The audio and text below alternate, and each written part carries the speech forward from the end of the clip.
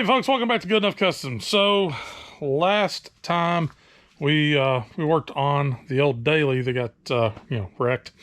So got, what did we do? We got the leaf spring put back together, got the rear end where it belongs, put the drive shaft back in, put a set of wheels and tires on it so it can actually move, drove it around the yard, and then I gave it a much needed wash. So felt pretty accomplished with that. The truck seems to run and drive okay. I mean, you can definitely feel some weirdness going on there, but still don't know if that frame's salvageable or if it's even really worth monkeying with. So today we're going to try to, first off, figure out if the frame's still square. It's probably not, but we're going to check. So we're going to check the frame, see if it's all bent and warped out of shape. I'm sure it is. We're going to check that. And depending on how bad that is, if it's not too terribly bad, then we may go ahead and pull the passenger front wheel off and take a look at the suspension underneath there. Couldn't do that out back because in the loose gravel back there, the truck was shifting and it got very sketchy very quickly. So I got a couple things together that we can utilize to try to check our squareness on this guy. I looked this up on another YouTube video because I was like, I'm not sure. I mean, I know the general aspects of this. I just don't know the quickest and easiest way to do this. So I looked up another video and it was pretty straightforward, pretty simple, kind of what I had in my head. Basically use a plumb bob, mark some common points along each side of the frame, measure diagonal, all that fun crap. I don't have a plumb bob. Yeah, out of everything I have, I don't have a damn plumb bob. So I do have an old spark plug. So we're going to use an old spark plug as a plumb bob. Since my shop is currently occupied with these guys, can't do it in here using some tape with some Sharpie marks. So I'm going to have to do this on the asphalt. So got my grease pencil, should be able to make some marks on the asphalt and be able to still read that. Little binder clip to adjust my height on the string. And then this little guy I saw on the, actually I saw this on the YouTube video, is very, very handy. Just a little piece of coat hanger or piece of thin metal cut into, made into a little V so you can stick it inside of frame rail holes, and measure that way. And then of course, tape measure. So, I got the truck pulled around. Let's get out in the driveway and see what we can't figure out. Man, this truck looks good from this angle. Driver side looks so good. Anyways, so we want to find common spots along the frame rail on both sides. So what we're going to do is we're going to find a common spot up front, a couple in the middle, and one or two in the back. So try to, as many data points as we can find, and that'll give us a little bit more data to work with, I guess I should say. So more data, better information, make a better decision. So I'm kind of reserved to the fact that this frame's probably trash, but we'll find out. So let's climb underneath here and see what's going on. I think I got a wasp nest up underneath this front bumper, so I got to kind of watch out for that. Not a whole lot to pick from at the very front of the frame, but we do have this oblong hole here, and we have a matching one over there. So I can take wherever my little piece of metal went, take this guy and just spread him out a touch.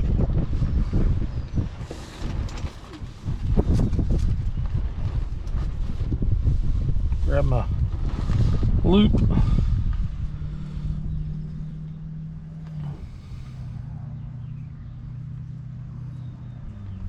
Actually, we'll make a little slip knot here. That way maybe I can adjust it. And then we'll take him and just stick him up there in there. This guy should level himself out. Hopefully I didn't make this too long. I think I made the string too long. Dadgummit.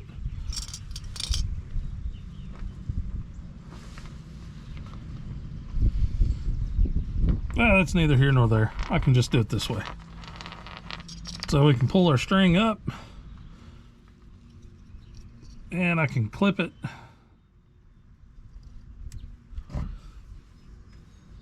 Let me adjust this so it's more centered.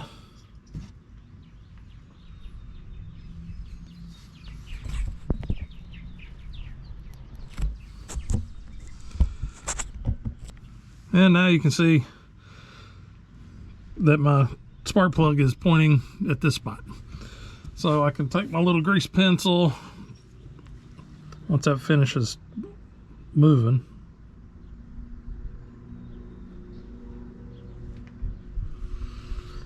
And we'll mark it.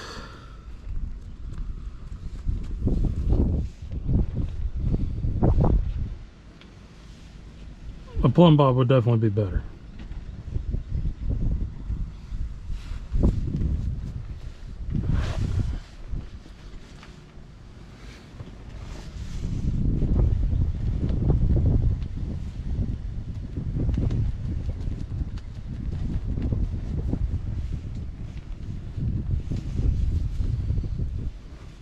Okay.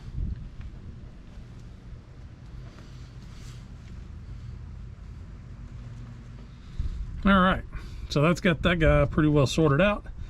Now I can move to this other side of the frame rail and do the same thing.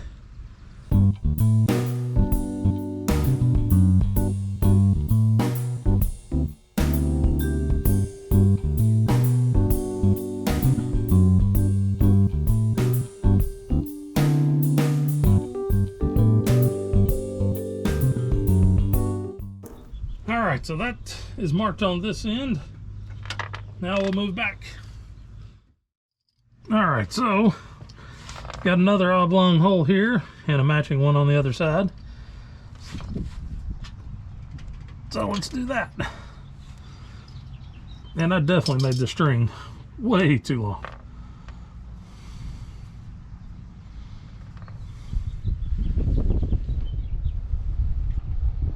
No worries, I can just adjust like this.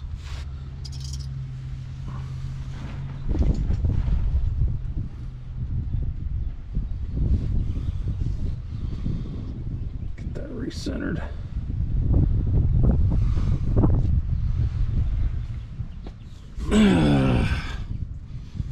All right.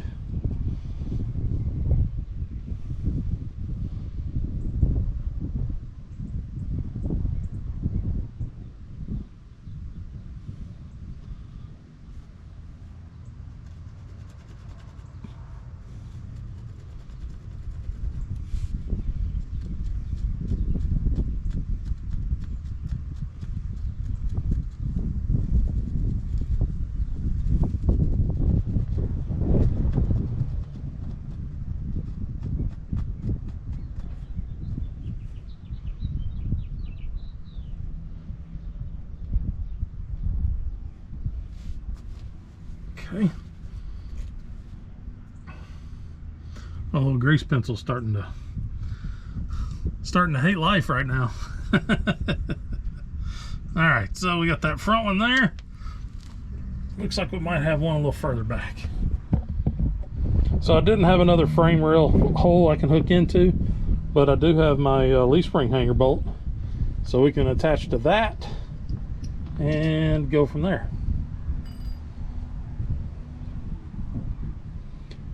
Now I've done it. I've got a knot in my string.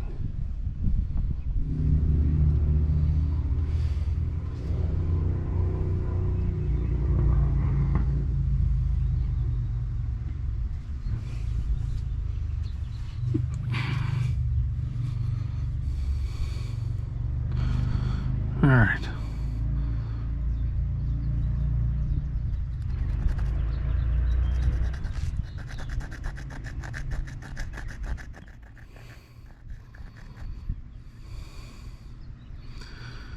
The wind wasn't blowing, this would be much easier. So I'm gonna go measure the other side on this real quick, and at least get these other two done on this frame rail. I already know the back of the frame's jacked up, so I'm not too terribly worried about it. Maybe we'll throw something back there just to see kind of where we're at. I don't know. Anyways, I'll be right back. All right, now we got our marks under here. One right there. One right there. Couldn't find one in the middle, unfortunately. And one right there. I have the exact same spots on the other side. We can back the truck up and get the tape measure out and start measuring out where we need to go. So let me do that. Well, those showed up a lot better than I thought they would. I thought they weren't going to show up very well at all. But yeah, you can see my marks. Maybe they come across on camera pretty good, but it would be better to do this in the shop with some masking tape and Sharpie. But like I said, shop's occupied.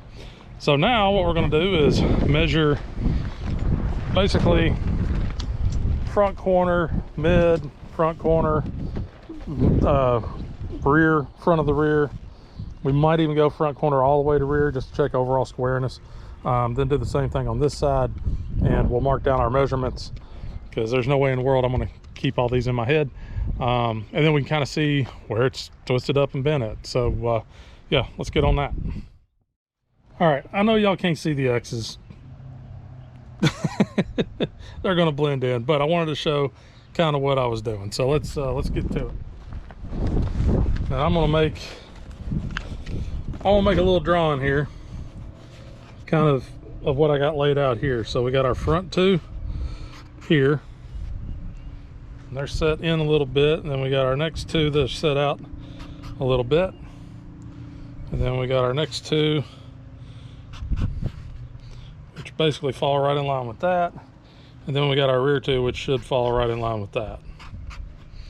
So yeah, and here I'll write down measurements. All right, first things first, let's see what we got. It's definitely not long enough. I know, that's what she said. So that puts me at 59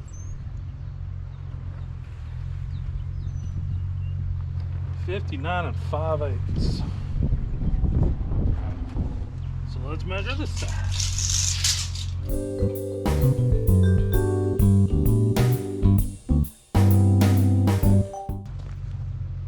That has got us at 59 1/4.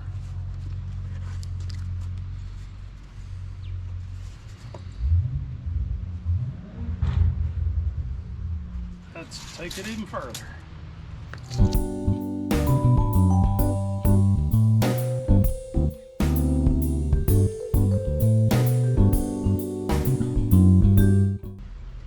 And that has us at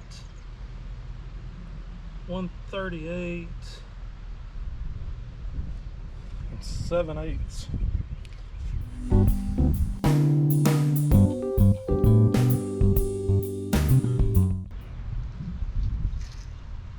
Oh yeah, there's a big difference.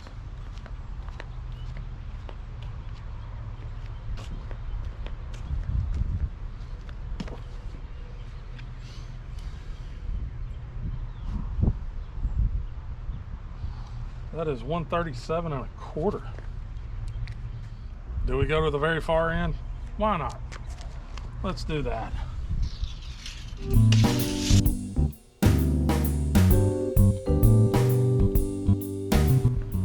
Definitely something for two people would be a hell of a lot easier.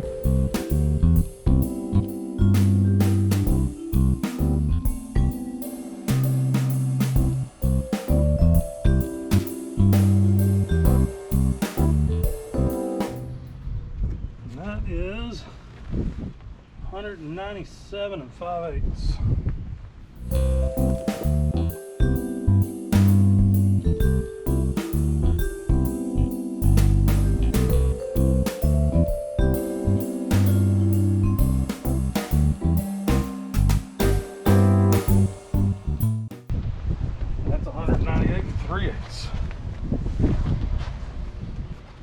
So we are an inch. I am horrible at fractions, so forgive me here, but something on this side is short. We're not very far off here. 5/8 versus 1/4. 59 5/8, 59 1/4.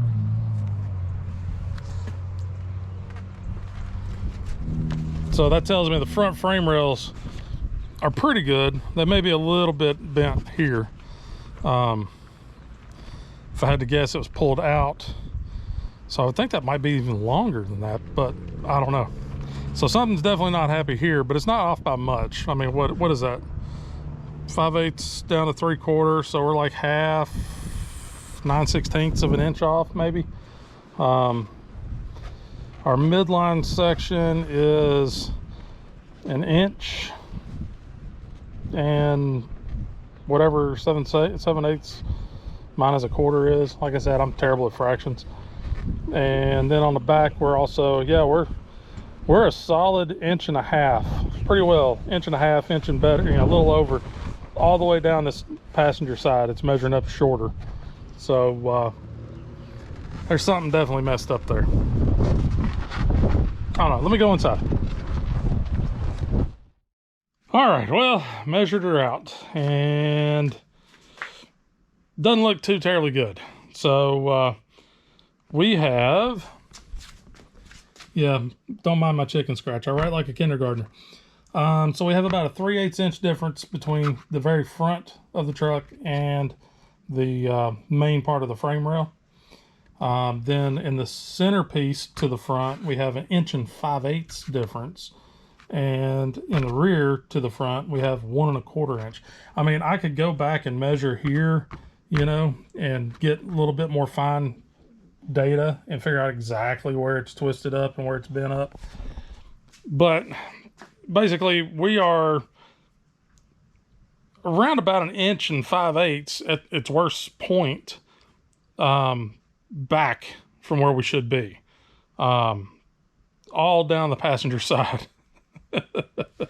So that tells me the whole passenger side is shifted back by, you know, a good bit. So I don't know exactly what to do here. If I do a frame swap, it's going to be a while. I would love to get this truck on the road. I could probably get it on the road as it is. You know, I've got new U-bolts coming for the rear, so that way it'll be held in. I can weld that shock mount back on in the back. I can fix that shock mount that's on the frame. I can get that part sorted out. I can cut the bed or do something to try to get that rear end from being all, you know, torqued up really bad. I don't know about the front end. My concern on the front end is it actually may have bent everything that the front suspension is attached to. So if it's that way, then I'm not driving it. You can feel that front end doing some weird stuff as we're driving. So my main concern is I don't feel comfortable getting it out on the road, you know, with it all twisted up. It's going to take a few $100 to replace the front end parts. I think I found some used stuff online for like $300 for, you know, upper lower control arm, knuckle, and the drive axles. So I mean, I could always swap that stuff in there. That would probably be all right. Yeah, I don't know. It's a few $100. It's not that bad. Now, on the other hand, instead of spending, I don't know what, $500, $600, $700, something like that, to fix everything else that's wrong with the truck to get it on the road, it's still gonna look like a wrecked truck driving down the road. I can do that, or I've got my eye on a truck. It's a 90, I think it's a 95, so it should be the same. I know there was a small difference in the frame rail, the front frame horns. I want to say it was between 94 and 95. They had a difference there, but I think 95 through 98 is pretty much the same exact frame. But I've got my eyeball on one. It's about an hour away from here. Pretty solid truck. Doesn't look like, I mean, the cab corners are rotted out on it, but I don't care. I got a really good cab. But it's got good fender. It's got a good hood. It's got good bed. It's got good frame. Hadn't run in a couple years. You know, it's got a few parts taken off of it. I think the window's been busted out. So it's been sitting open to the elements on the inside, but hey, I've got a good interior. All this just to say, I could probably buy that truck for like somewhere between $600 and $800. I could probably pick that truck up for, and it's got all the parts I need. It's got a frame, it's got everything. Now, I could strip that guy down, get the body off of it, get everything kind of cleaned up, you know, and then swap over, because that truck had 200 and some odd thousand miles on it. Mine's only got 140. So, you know, then it would be strip it down to bare frame, clean it up, put all my stuff in on this guy. But you know how I am. I kind of get into that sensuous stuff. So since I'm in there, you know, we're going to snowball. And it's going to snowball in a hurry. Because in my head, I've already got stuff kind of planned. So I was like, all right, well, first off, I gotta get these guys out of here. Steve needs to be back on the road, something fierce. I'm finally getting back into a swing where I feel like I can work on this guy again and not be completely distracted. So maybe I'll get back on him here in the next week or so and get this firewall buttoned up. That way I can move on to other things and start actually putting this truck back together. Then got to get the Blazer done-ish, or at least to where it can move around. You know, then I have my shop back and I can do this swapping over stuff here in the shop, or at least pull one in, strip it down, and then get all those parts that I'm not using sold out of here, whatever. And then get my truck pulled in here, get it stripped down, move stuff over, you know, the whole thing. But I'm figuring if I'm going to be stripping this thing down all the way down to the frame, you know, well, it doesn't take a ton to LS swap these OBS trucks. So what if I get a little LS motor, get it built, tuned, ready, you know, have it all ready to go, and drop it in, and then I can just set the body on that new frame after I go through and clean the frame up, new bushings, new body mounts, anything that needs addressing, I can address. I can get all that stuff done, and I can just basically have a pretty damn nice truck. I'm thinking that might be the path I'm going. So I don't really see a need in getting out there and tearing the front end down and starting to look at it and figure out what I can fix, what I don't need to fix, what can be fixed, all that fun stuff. I think I'm pretty well settled because, I mean, for less than $1,000, I can have a whole other truck that's got good straight panels, doesn't look like it has any rust except for the cab corners. You know, it looks like I have a good truck that I can go pick up, hopefully next weekend. But, you know, it just makes sense in my head going, okay, I might have to wait a year or two to get to the old daily and get it, you know, up and running, or get it moved over, get started on it, whatever. You know, if I really buckle down, maybe I can get this knocked out pretty quick. Then move on to the K5. And that guy, I mean, I'm leaving a lot of it up to Jackson. You know, I'm going to help him along the way. He's going to help me working on it, since we don't have much to do in the way of the floors anymore. But yeah, I think that's the way I'm going to go. So I'm not going to continue working on the old daily. I think it was just a good thing to know what I got, what I need to do, and give me a good direction. Because to be honest, it's been parked out back here for almost a year. And every time I drive by it on the mower, I'm just like, oh, I hate the fact that truck ain't, you know, in good shape. So, now I didn't know where to start. I didn't have a clue what to do with this thing. You know, all I could see is a loan that I have outstanding on it, just sitting in the back. I'm paying money on it and not getting any benefit from it at all. So I think that's what I'm going to do is pump the brakes on the old daily and just park it back over here in its little hole and start, you know, hopefully go get this other truck, get it here, and get Steve done, get the K5 done, and then I can focus on that and maybe get that knocked out and have a really nice truck sometime next year, maybe. But I want it now, damn it. But with all that being said, I guess that just wraps everything up for the daily revival. Doesn't look like it's getting revived just yet, but at least we have a path. We have a direction to go with it. So I do appreciate y'all guys watching. Sorry I haven't been posting. It's just, you know, life and, you know, things just going on that I just don't have the energy or the mindset to get out here and work in the shop. So things seem to be going a little bit better now. So maybe I'll have a little bit more inkling to get out here and actually do some work. So look for more videos here for long. If you want to follow me on social media, that information is listed down below. If you made it this far and you haven't subscribed, why not subscribe? It's right there. Doesn't cost nothing. Helps grow the channel. If you like the video, be sure and hit that like button. And yeah, I guess as always, folks, just remember, it ain't got to be perfect. Just good enough. And eventually, my daily driver situation will be back to being good enough. For now, I'll just drive the Jeep. So y'all guys take it easy. Appreciate you watching, and we'll see y'all next time.